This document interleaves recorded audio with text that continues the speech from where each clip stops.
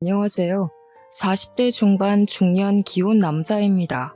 최근에 경기도로 이사를 끝내고 마음의 여유가 생겨서 사연을 쓰게 되었어요. 친구 녀석이 이곳에 사연을 올린 적 있었는데 저더러 봐달라고 해서 들어본 적이 있거든요. 친구 걸 듣다 보니까 연관지어 뜨는 다른 사연들도 많더라고요.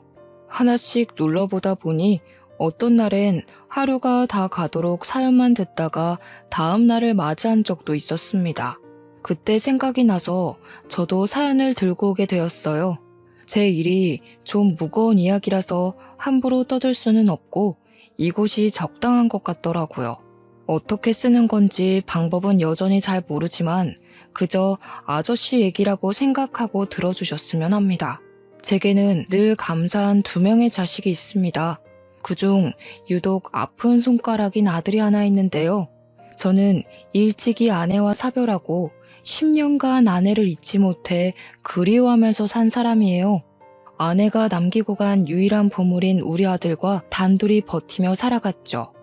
아내가 떠나자마자 삶을 포기하고 싶을 만큼 슬픔을 감당해야 했던 제게 유일한 인생 목적이 되어준 건 바로 제 아들입니다. 저와 아내 사이에 자식이 없었다면 저도 아마 고민 없이 아내를 따라갔을지도 몰라요. 아내가 두고 간 소중한 아들만큼은 엄마 없는 슬픔을 덜 느끼게 해주고 싶어서 정말 악착같이 일을 했고 그렇게 일하다 보니 저의 사업은 대성공하게 되었죠.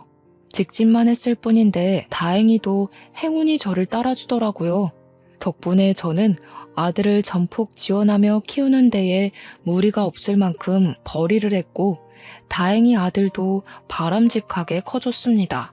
그동안은 시골 부모님 댁에 아이를 맡긴 뒤 아이 유치원 때쯤 제가 데려와 손수 육아를 했어요. 근데 문제가 제가 출근을 할 때는 아들 밥을 챙겨줄 수 있지만 퇴근을 할 때는 아들 끼니를 챙기기가 어렵더라고요. 그래서 초반에는 베이비시터를 둬야 하나 생각을 했습니다. 어린 아들을 무릎에 앉혀놓고 의견을 물었더니 아들이 처음 보는 사람은 싫다고 해서 따로 시터 고용은 안 했어요. 대신 제 부하 직원을 유치원에 보내 회사로 데려오라고 했고 제가 마칠 때까지 아들은 제 사무실에서 얌전히 놀다가 같이 귀가를 하곤 했어요. 당시엔 아들이 유치원생이었던지라 삭막한 회사 분위기가 갑갑했을 텐데도 생떼를 부리지 않더라고요. 그게 얼마나 고맙고 미안했는지 모릅니다. 그렇게 저는 제 아들이 초등학교에 입학하고 이제 막 막바지 학기를 다니고 있을 무렵까지 무난한 세월을 보냈어요. 심심한 세월이었지만 그만큼 저와 아들 사이에 안정이 깃든 것 같아서 좋았습니다. 계속 그대로였다면 나쁘지 않았을 텐데 어느 날 제게 예고 없이 새로운 인연이 불어왔어요. 그게 바로 아들의 담임 선생님입니다. 저보다 4살 정도 어렸던 선생님을 처음 봤을 때 겉모습부터 제 아내와 비슷한 점이 참 많아 보였어요. 목소리나 웃는 모습, 조신한 말투의 행동까지 죽은 제 아내를 떠올리게 하는 면들이 다분했습니다. 아내 생각하면 이러면 안 된다는 거 알지만 저는 아내를 많이 닮은 그분에게 흔들리고 말았어요. 분명 아내랑 다른 점이 있는데도 굳이 아내랑 닮은 점만 제 눈에 보이더라고요. 그래서 저도 모르게 아들 담임을 보고 과거에 묻어둔 제 아내가 다시 떠올랐고 학부모 상담을 하다가 그 선생님 앞에서 눈물을 보인 적이 있습니다. 창피했지만 그것이 제가 그분과 인연이 시작될 수 있었던 계기가 되었어요. 제가 선생님께 그동안 누구에게도 말하지 못했던 아내에 대한 그리움을 말했었는데 아마 선생님이 너무 잘 들어줘서 저도 모르게 술술 힘들었던 점을 말했던 것 같아요. 그 뒤로는 선생님이 제게 먼저 연락하면서 안부를 물었고 늘 혼자 있을 제가 적적할까봐 사람 사는 맛을 느끼게 재밌는 농담도 많이 해주었어요. 시간이 갈수록 선생님의 존재는 마치 환생한 아내라도 되는 것 마냥 제게 설렘을 주었습니다. 아내가 아닌 다른 여자를 그토록 기다려본 건 처음이었어요. 죽은 아내가 그리워서 괴로웠던 감정도 그 선생님만 만나면 깡그리 사라지곤 했기에 더 마음이 갔던 것 같습니다. 그렇게 저는 먼저 그 선생님께 고백을 했고, 감사하게도 한 번 결혼했던 저를 받아준 선생님 덕분에 연인이 될 수 있었습니다. 그 선생님이 바로 제 두 번째 아내가 되는 사람입니다. 지금부턴 그 선생님을 아내로 칭할게요.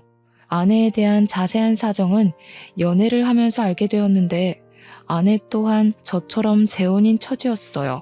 저와 똑같이 아들이 하나 있다고도 했습니다. 기혼, 미혼이 제게 중요한 건 아니지만 아예 몰랐던 사실이라서 살짝 놀라긴 했어요. 그럼에도 저는 오히려 더 좋았습니다. 똑같이 자식을 둔 부모 감정을 공감할 수 있을 테고, 배우자와 작별한 상처가 있는 거니 서로에게 마땅한 힘이 될 것 같았거든요. 사실 아내가 미혼이라고 했다면 제가 감히 청혼하진 못했을 것 같아요. 저한테 아이까지 있는 상황에서 신혼을 보내기도 전에 엄마가 되게 만들고 싶진 않았으니까요. 근데 아내한테도 저희 아들과 겨우 2살 차이인 아들이 있다고 하니 제 아들에게도 또래 형제가 생기는 셈이라 괜찮을 거라고 생각했습니다. 그런데도 처음엔 아들한테 설명하는 게 좀 많이 힘들었습니다. 제가 재혼 얘기하자마자 아들이 저보고 그냥 결혼 안 하면 안 되냐고 하더라고요. 아빠가 결혼 안 했으면 좋겠어? 왜? 아빠 생각에는 우리 아들한테 엄마가 있으면 참 좋을 것 같다고 생각하는데 학교 선생님이라서 그래? 그것도 그렇지만 그냥 별로야. 나는 아빠만 있어도 돼. 엄마 없다고 슬펐던 적 한 번도 없어. 지금처럼 나랑 둘이 살자. 저는 아들의 생각을 들어주긴 했으나 그뿐이었고, 며칠에 걸쳐 아들의 마음을 돌리려고 노력을 했습니다. 아들이 좋아하는 피규어 선물도 해주고 맛있는 것도 사주고 아들의 학습도 많이 들여다봐줬어요. 하고 싶다는 레고 학원도 보내주었고요. 그리곤 그럴 때마다 슬쩍 아내 얘기를 꺼냈습니다. 아들은 결국 레고 학원 등록 덕분에 저와 아내의 관계를 허락해줬어요. 그 결정이 얼마나 힘들었을지 알기 때문에 그날 저는 아들에게 진심으로 고맙다고 꼭 안아주면서 표현했습니다. 그렇게 저는 아내에게 청혼을 했고 저희는 살림을 합치게 되었어요. 고맙게도 아내의 아들은 저더러 바로 아빠라고 해주더라고요. 아내 아들은 낯가림이 덜한 편인 것 같았습니다. 반대로 저는 아들이 저와 아내의 사이를 허락해줬다고 해서 아내를 바로 엄마로 받아들일 거란 기대는 안 했어요. 역시나 아들은 자기 담임 선생님을 갑자기 엄마라고 부르려니까 많이 낯선 것 같더라고요. 게다가 없던 동생이 생긴 것도 좀 불편해했고요. 저희 아들이 낯을 많이 가리는 편이라는 건 이미 베이비시터 싫어할 때부터 느끼긴 했습니다. 당연히 재혼 가정에선 자식들이 가장 적응 못하는 게 당연한 거란 말을 들었기에 아들에게 따로 잘 지내보라고 강요하지도 않았어요. 근데 아들의 고심이 길어질수록 저보단 아내의 마음이 더 안 좋을 것 같더라고요. 미안해요. 애가 원래 마음의 문을 잘 안 여는 타입이라. 아마 시간 지나면 분명 우리 가족 받아들일 거예요. 내가 아들한테 결혼 허락받는 것도 오래 걸렸지만 해냈잖아요. 당연하죠. 그런 것도 모르고 이 결혼했을까 봐요. 걱정도 많네요. 저랑 첫째 사이는 우리가 알아서 할 테니까 당신은 하는 일에만 집중해요. 요즘 회사 바쁘잖아요. 제 아들은 엄마라고 말하길 늘 미루고 동생도 피해 다니며 방에만 틀어박혀 있길 다반사였지만 아내는 항상 그런 제 아들을 이해해주는 고마운 사람이었습니다. 아내와 재혼을 하기 전만 해도 저는 아들밖에 모르고 아들만을 위해 사는 사람이었는데 아내를 만나고 나서부턴 저 또한 누군가에게 오랜만에 챙김을 받으니까 노고가 확 풀리는 느낌이더라고요. 제가 미처 못 챙겨줬던 엄마의 몫까지 아내가 나서서 제 아들을 신경 써줬어요. 저는 그게 항상 분에 넘치게 고마워서 아내에게 더 잘했습니다. 그래서 아내한테 앞으로 내가 번 돈으로 충분히 내 식구 잘 살 수 있으니 일도 이제 그만하고 집에서 가정에만 충실해 줄 수 있냐고도 물었어요. 제가 용돈이랑 생활이 줄 거고 집안일도 절대 관여하지 않겠다고 자유롭게 지냈으면 좋겠다고 권유를 했거든요. 그러니 다행히 아내가 좋다고 해주더라고요. 자기 커리어를 과감하게 버려야 하는 부분이기도 한데 아내는 흔쾌히 우리 가족을 선택해 주었습니다. 아내는 정말 마음씨가 좋아서 혀를 내두를 정도로 제게 내조를 했어요. 제가 그날부터 배달 음식으로 점심을 먹지 않고 아내가 싸주는 도시락을 먹었잖아요. 고생하는 것 같아서 이렇게까지 안 해도 된다고 해도 아내는 그저 좋아하는 만큼 해주고 싶은 거라며 말도 참 예쁘게 했습니다. 저만 경제활동 시키는 게 미안하다면서 제가 움직이는 시간엔 아내도 움직이고자 노력하는 모습을 보여주는데 얼마나 사람 좋아 보이고 사랑스러웠는지 몰라요. 제게 행복은 아들이 전부였는데 그 틈새를 비집고 들어온 색다른 모양의 행복 덕분에 저는 살아갈 맛이 더 풍부해진 기분이었어요. 아들만 마음의 문을 열어준다면 우리 가족은 생기 가득 화목할 준비가 얼마든지 된 상태였어요.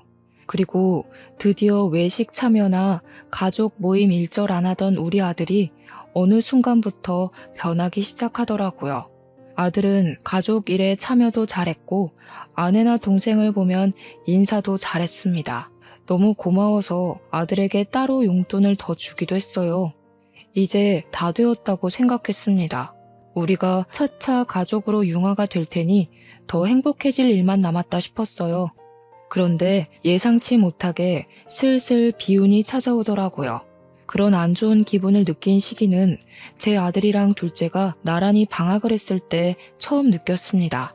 그 시기에 비운을 상상도 못했을 만큼의 축복을 먼저 받았거든요. 제 아내가 임신을 했던 시기였고 산부인과에서 정확히 검진까지 받고 온 날 저희 가족은 소고기로 외식을 했었어요. 역시나 착한 아내는 잘 먹지도 않고 아들들을 챙기기 바빴습니다.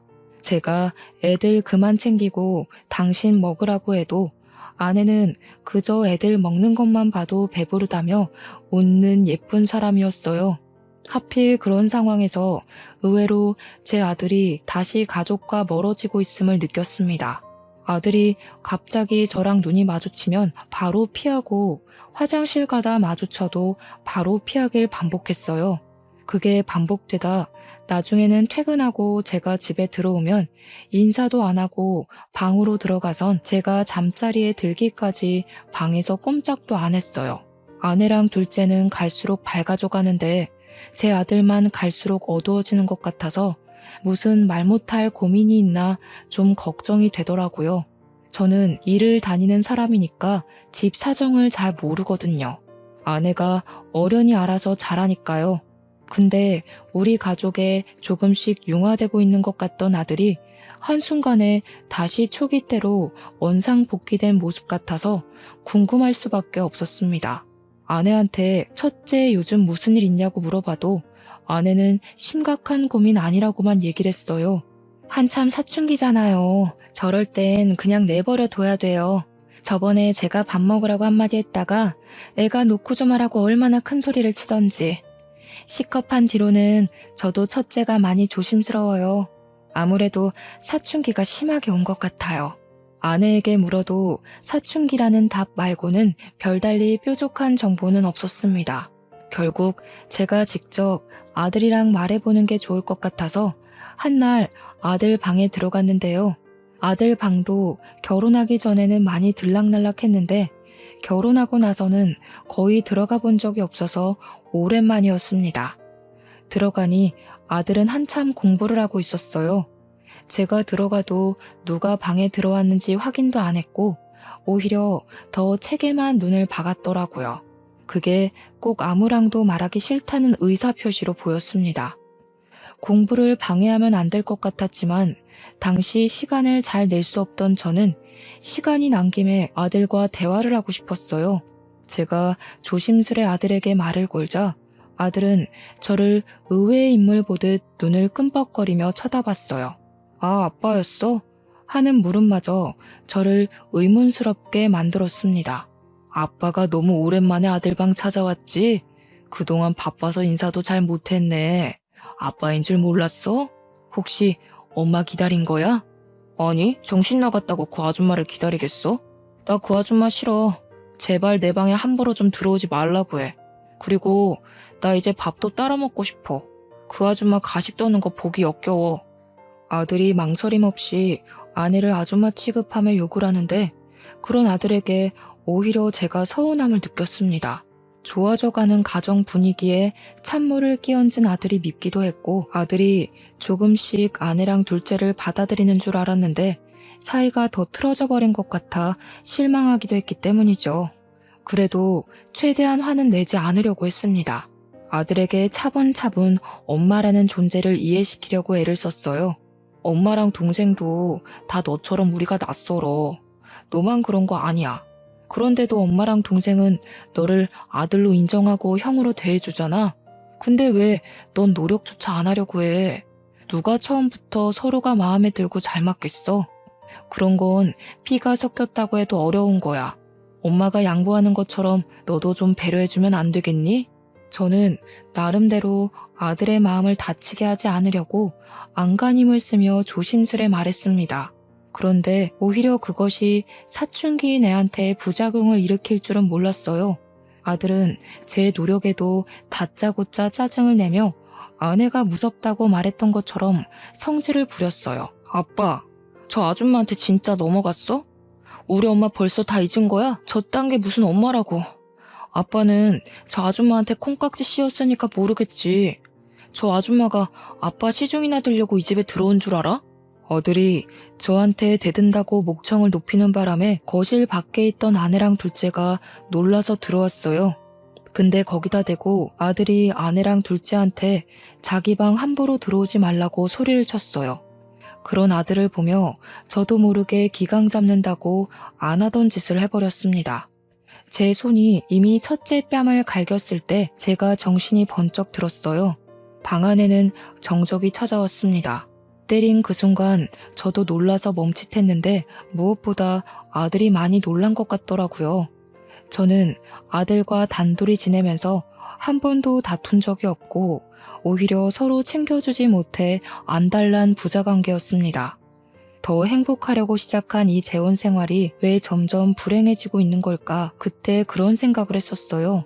제가 아들에게 아무것도 못해주고 있을 때 아내가 뒤늦게 첫째를 챙긴다고 쪼르르 다가가 아픈 곳을 살피면서 정적이 풀렸습니다. 여보, 아무리 그래도 애한테 손을 대면 어떡해요? 나 때문에 그런 거죠? 나는 괜찮다고 했잖아요. 애들은 당연히 받아들이는 시간이 더딘 건데 자꾸 재촉하면 어떡해요? 이 어린 걸 때릴 데가 어딨다고. 당신 이렇게 무서운 사람이었어요? 반항도 적당히 해야지. 잘못했으면 혼이 나야 되는 거야. 내가 너무 아들을 오냐오냐 키웠어.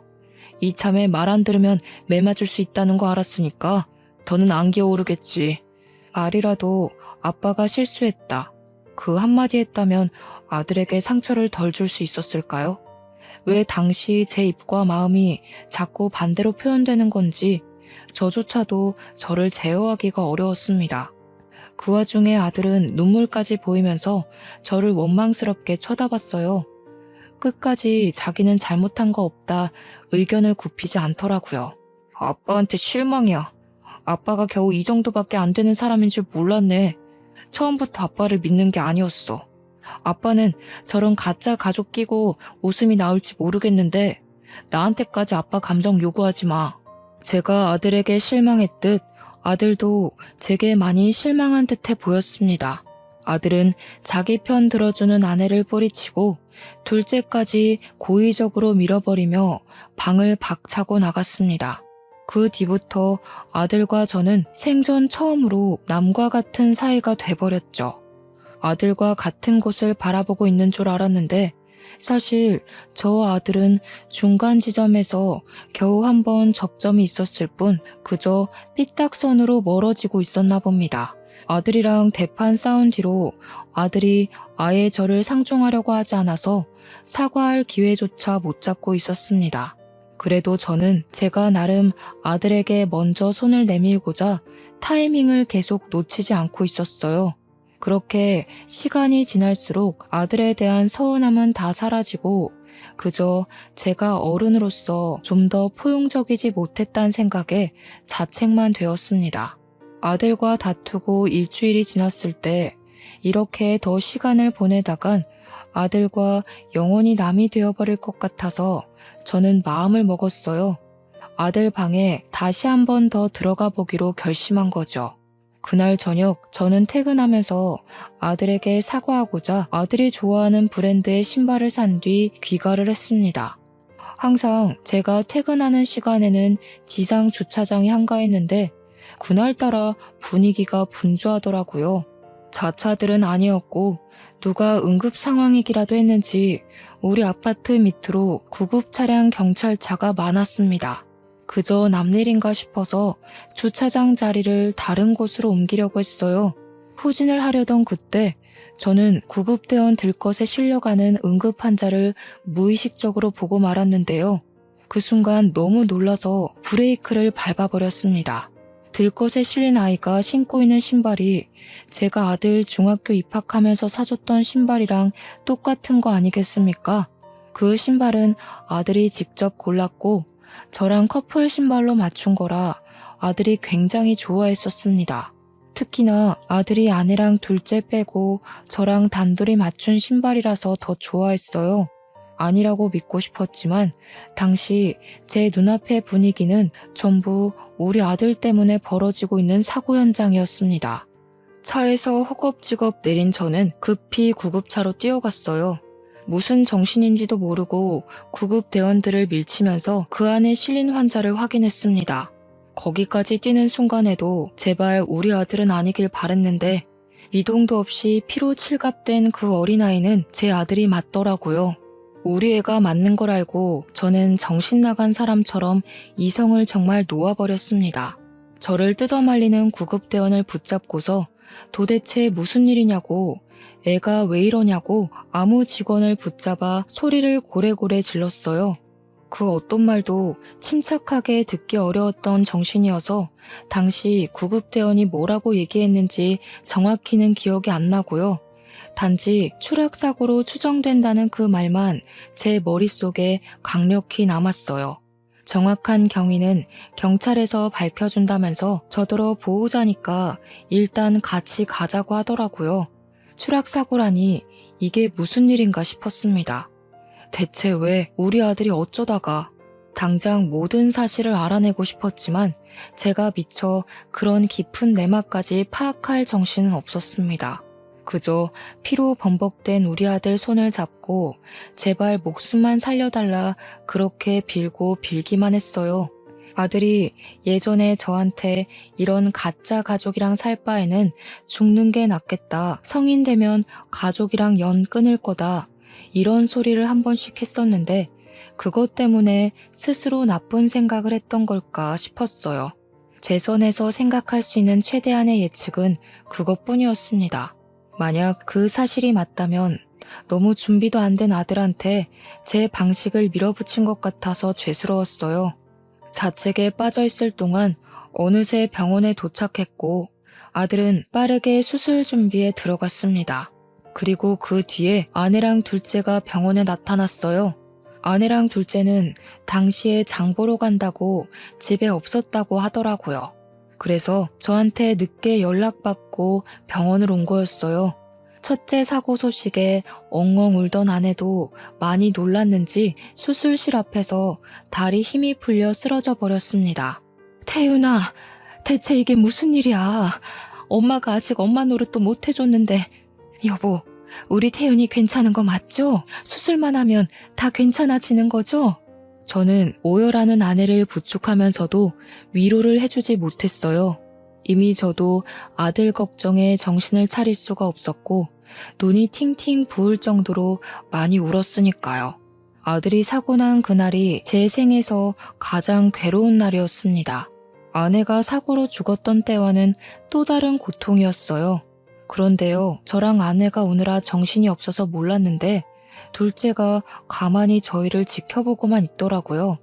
희한하게도 둘째는 원래 눈물이 없는 건지 아니면 아직 형제애가 생길 만큼 우리 아들에게 마음이 적었던 건지 자기 형 목숨이 위태로운데도 일절 슬퍼하는 기색이 없었습니다.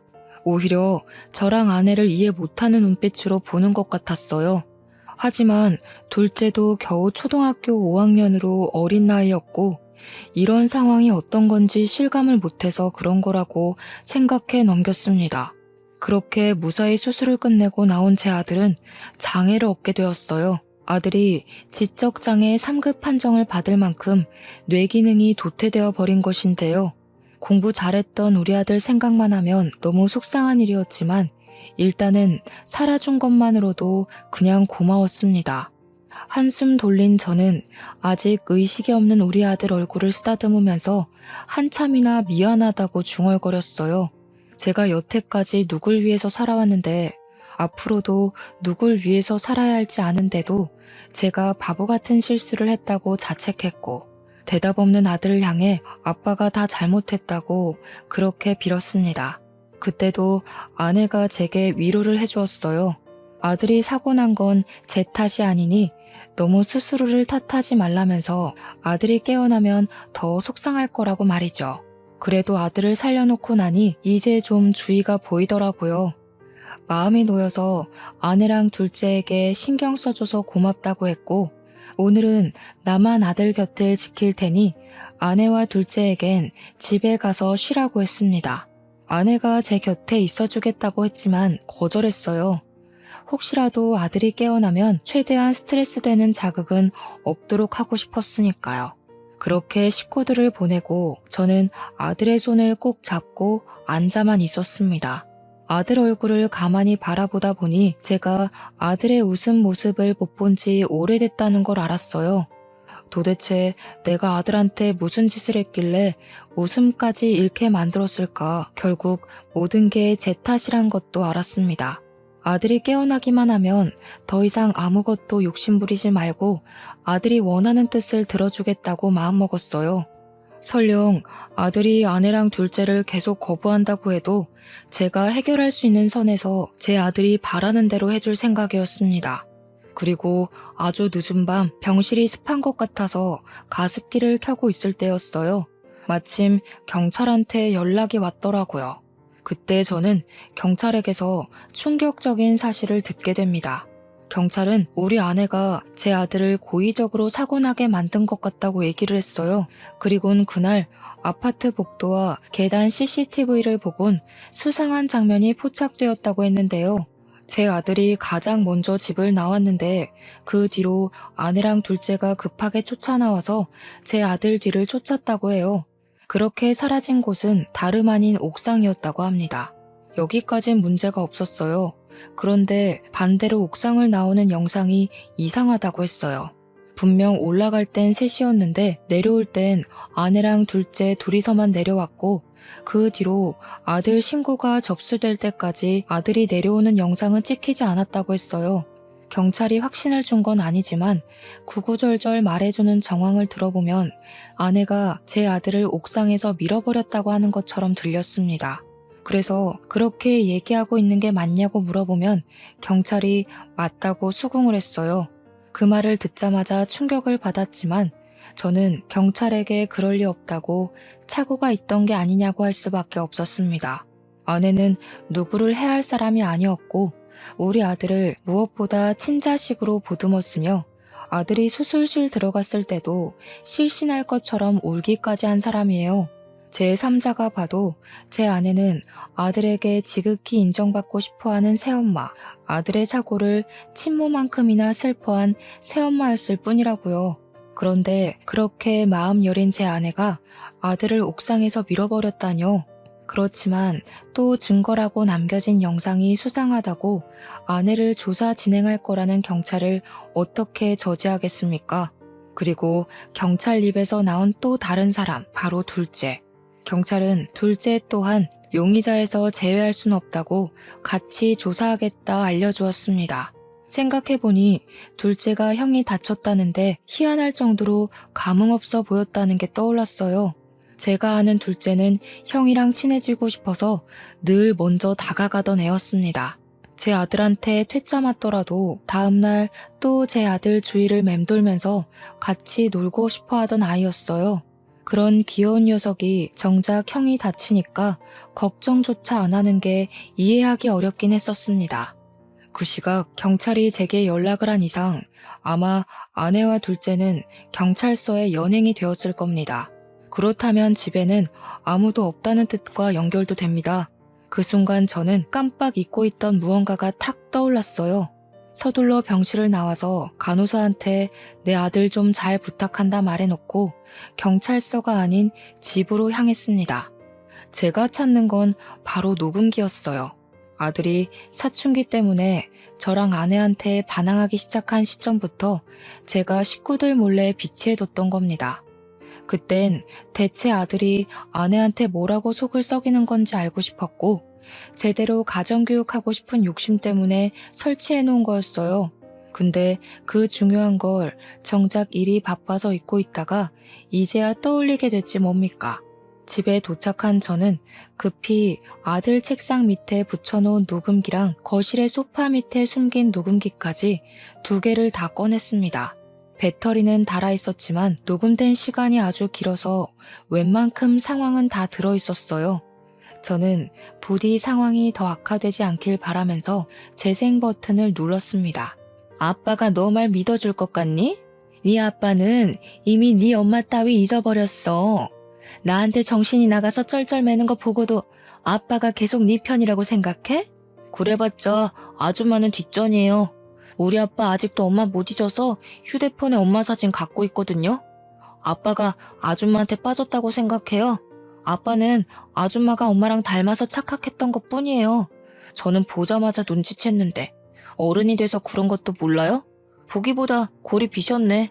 아들의 막말 뒤로 무슨 둔탁 소리가 잠깐 났는데 그건 아마 아내가 아들의 뺨을 친 것 같았습니다. 조그만 게 되게 건방지네. 뚫린 입이라고 함부로 짓거리지 마. 그래봤자 네 아빠 잘못되면 내가 재산 상속 1순위야. 그때 돼서 잘못했다고 사정하지 말고 지금부터 엄마라고 해. 엄마 같아야 엄마라고 하지. 아빠 돈만 노리는 불려우 주제에. 아빠가 아줌마 실체 알면 바로 아줌마 버릴걸요?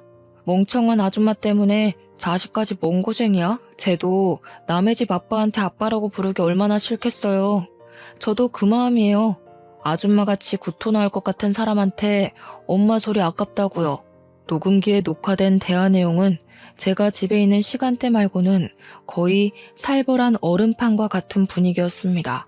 들을수록 제가 몰랐던 저희 가족의 실체가 서서히 수면 위로 떠오르는 것 같아서 너무 충격이었어요. 뿐만 아니라 녹음기 수명이 길었는지 아들이 사고 났던 그 당일에도 녹음이 되어 있더라고요. 나 임신한 거 알지? 네 아빠는 이미 너한테 마음 떴어.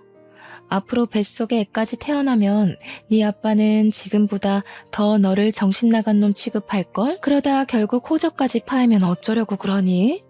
네가 잠자코 내 말 따르면 적어도 내가 너 버림받는 거 막아줄 수 있는데. 호적 파시던가요. 저도 아빠한테 말은 해볼게요. 아줌마가 아빠 재산 뺏으려고 벼르고 있다고 하면 아빠가 뭐라고 할지 궁금하네요.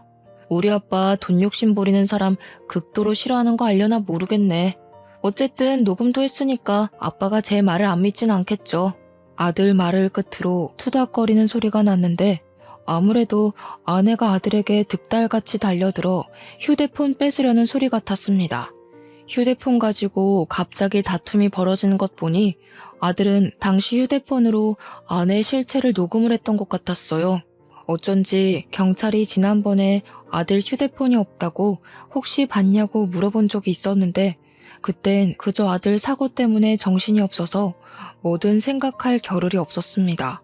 그 뒤로 아들이 아내를 피해서 옥상으로 도망쳤던 것 같고 그걸 아내가 둘째 데리고 쫓아간 듯 했습니다.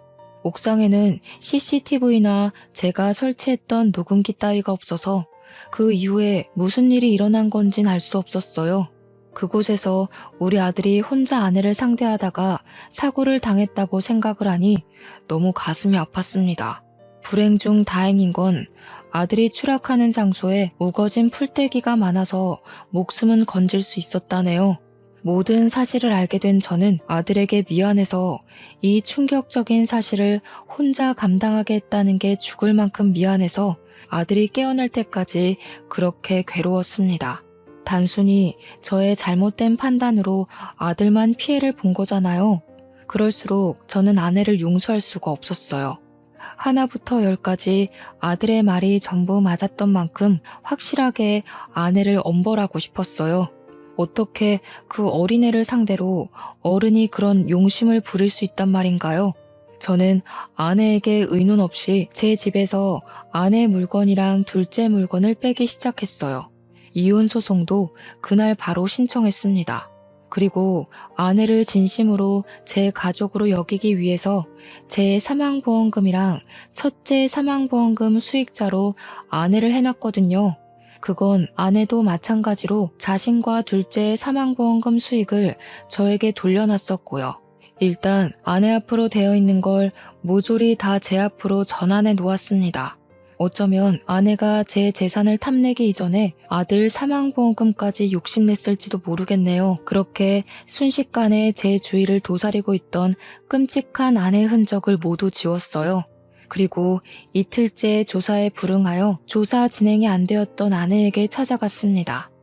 아내는 저에게만 보였던 착한 얼굴로 제게 매달리며 왜 이제 왔냐고 경찰이 자기 말 안 믿어준다면서 억울했어요. 아내를 보자 녹음기에서 들었던 악마의 목소리가 겹쳐 보였는데 제가 어떻게 저런 여자를 죽은 제 아내와 같다고 생각했는지 모르겠더라고요. 이혼하자. 내 아들한테 해코지한 살인마랑 한 입을 덮고 자기 구역질라. 대체 돈이 뭐라고 그런 얼굴로 나를 속였는지 모르겠다. 네 애를 생각해서라도 똑바로 살았어야지. 어떻게 너 같은 사람이 선생을 할 수가 있어? 아내는 제 말에 당황해서 일단 모른 척을 하는 것 같았어요. 무슨 소리냐고 묻길래 아주 침착하게 아내가 처한 상황을 설명해 주었습니다. 이미 당신 앞으로 이혼 소송했고 콩고물이라도 떨어질 재산 일체 없고 내 아들 살인미수한죄로 신고까지 했다고 말이죠.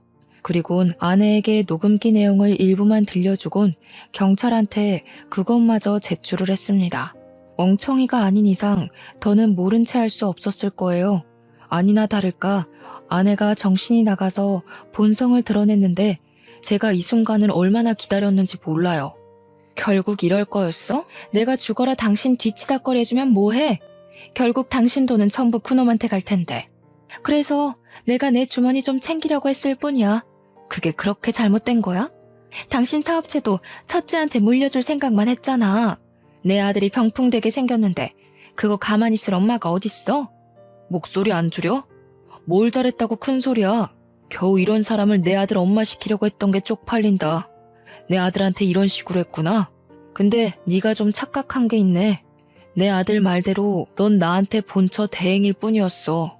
네가 본처랑 좀 닮은 것 같아서 혹했던 거야. 너 볼 때마다 사별한 아내 생각 많이 했거든. 그건 고맙다. 네 껍데기 덕분에 가끔씩 아내랑 같이 있는 기분이었거든. 거짓말하지 마. 진짜 나한테 진심이 없었다고? 그런 사람이 나를 임신시켜? 그럼 당신은 좋아하지도 않는 여자 임신시키는 쓰레기야? 지금 나 매도하는 건 뱃속에 우리 아이까지 위협하는 거야. 잘 생각하고 판단해. 고의적으로 피해주는 사람도 있는데 실수하는 사람이라고 없을까? 걱정 마. 애 태어나면 네가 엄마 할 일은 없을 거야.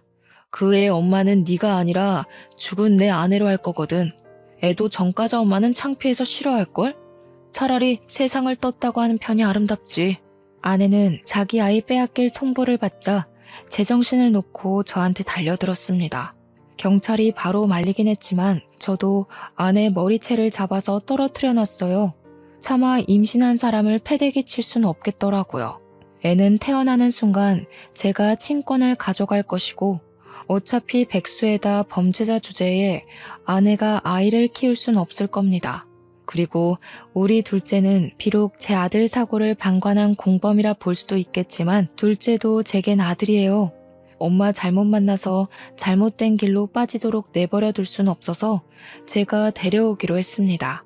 그렇게 아내가 징역살이 중 출산을 했고 출산한 아이는 18개월이 지나서 예정대로 제 품에 돌아오게 되었어요. 사랑하는 제 아들은 지적장애 상급임에도 지능이 12살 정도라서 생활하는 데는 큰 문제가 없었어요. 다만 이걸 다행이라고 봐야 하는 건지 모르겠으나 기억상실증에 걸렸습니다. 아들이 저는 기억을 하지만 전처의 존재를 전혀 기억하지 못하더라고요.